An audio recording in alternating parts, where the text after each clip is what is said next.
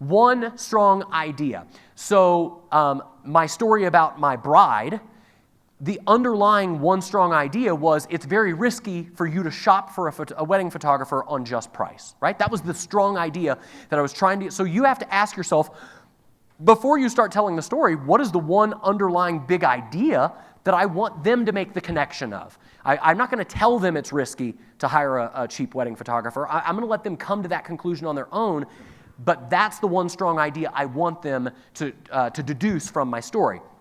A good story usually addresses skepticism and objections, and oftentimes you can do that by just saying, like if you're telling your own story, I was skeptical. I didn't believe this could actually happen, or God, I've heard it all before, but I decided to take the leap anyway. That kind of thing.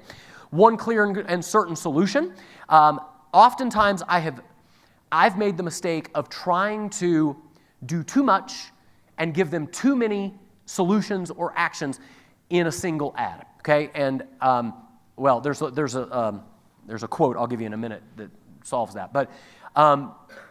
Always link your story to a message that will influence and inspire your audience to take action. People will take action when they are inspired to do so, and usually those emotions, fear, revenge, anger, that kind of stuff, are the emotions that will drive them to take action. And finally, your story should only have one purpose. Could there be lots of things you want them to connect?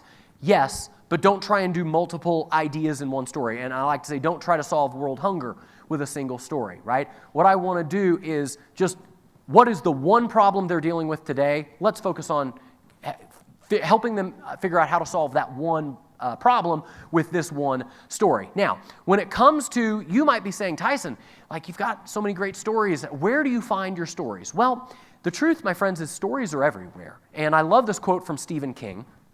I don't know if you're a fan of Stephen King's books, but he says, I think of stories as made things. Or he says, I never think of stories, rather, as things that are made.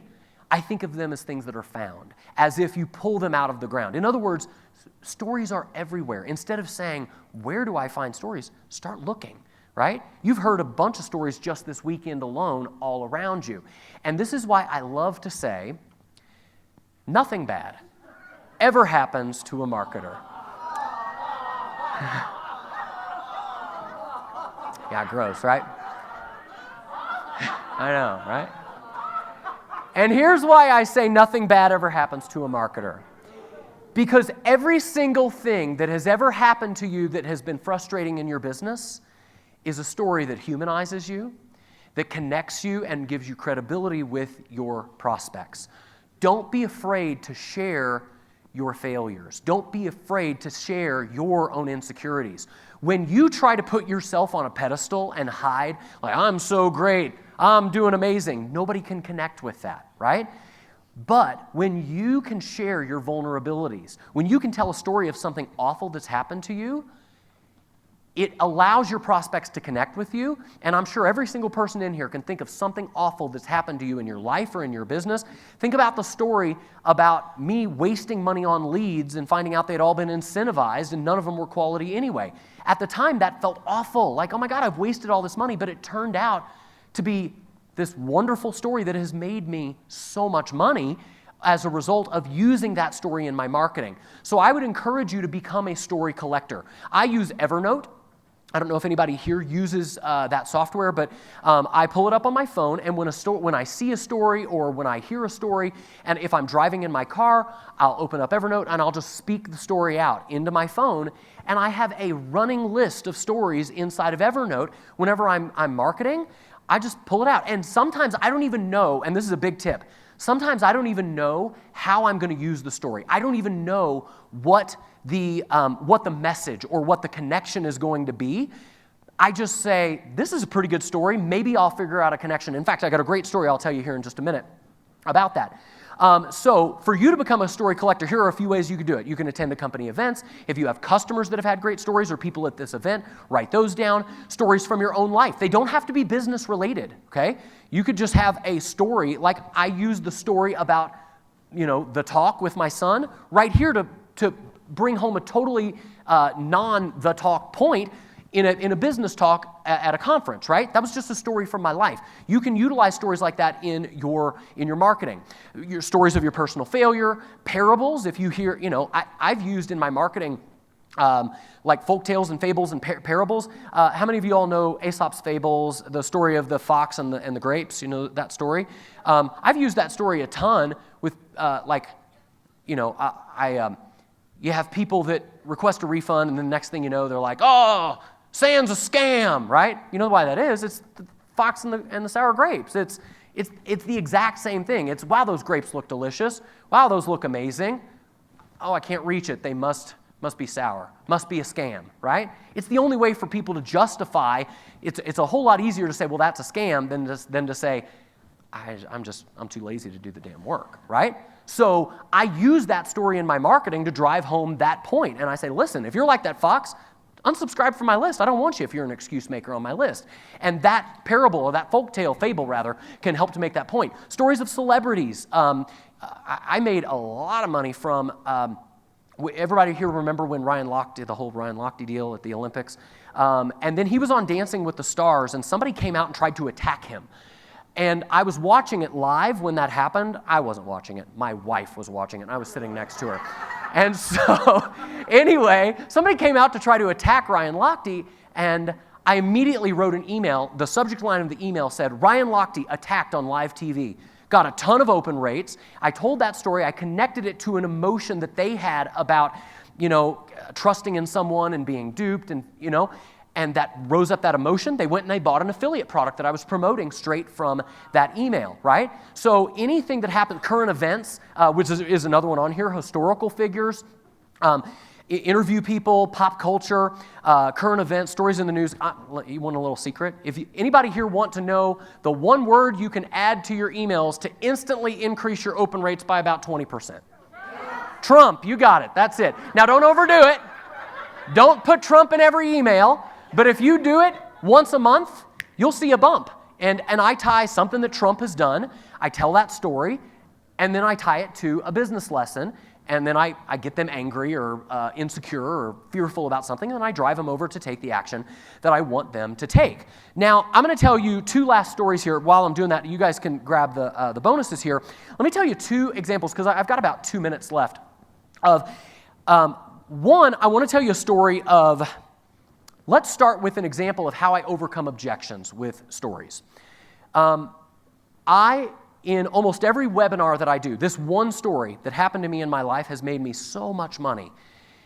How many of you here have ever had a prospect that was on the fence, but I just can't afford it, or I can't do it, I can't buy today? Anybody ever here had trouble overcoming the pricing objection? Now, what I'm about to tell you, does it work with every prospect? No, of course, but it works with a lot of them. I have a story in my own life, it's a true story, and I would encourage you, if you are going to tell stories from your own life, make sure that they're true. I wouldn't make them up. Whenever I was starting my photography studio, I was sitting in front of my computer. At the time, I was a public school music teacher. I was barely making $35,000 a year. My wife didn't work, so we had very little income. And I wanted to start a studio, so I bought a camera, and I remember my wife coming downstairs, looking over my shoulder as I bought this used camera on eBay, and I put in a bid as the timer was counting down for $3,000, and she freaked out. Oh my God, what did you do? You spent $3,000 on a camera? Are you crazy? That's like, you make less than that in a month. You spent a tenth of your salary on a camera. Well, are you crazy? And so, first of all, am I establishing credibility through that story? Are they seeing themselves and what their spouse is going to say through my own story? Of course, right?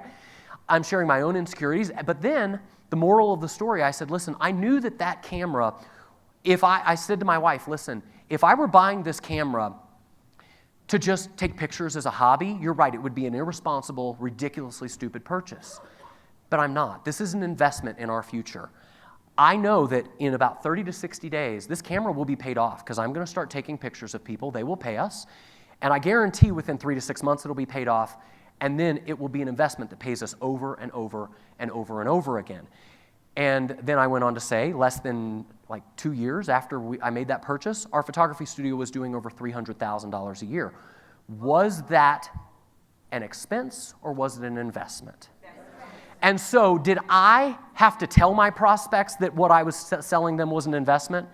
No, I let them come to their own conclusion through my own story. And that story has done wonders for me. Okay, I know my time's up in 10 seconds, but I'm going to tell you one final story to finish today. It's a quick one. This is one last story. I'll show you an example of how you can use stories of celebrities in your marketing. This one did really well for me, made me a lot of money.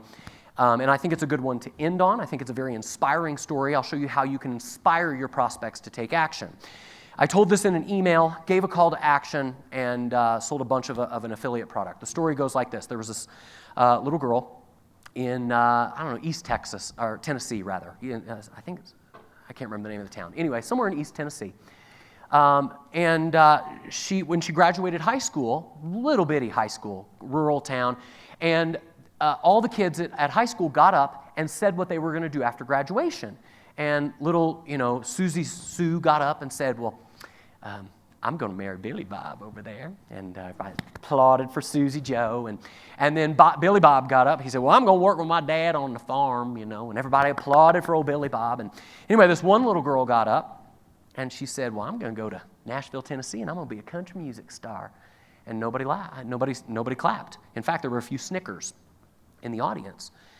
And she thought to herself, I'm going to remember that snicker. I'm going to remember their laughter. And every time I feel like quitting, every time I feel like giving up, every time I feel like this isn't working, instead of quitting, I'm going to use that as the fuel that keeps me going to say, I will prove every single one of those people wrong. And the truth is, nobody's laughing at Dolly Rebecca Parton today because that's who that little girl was, right?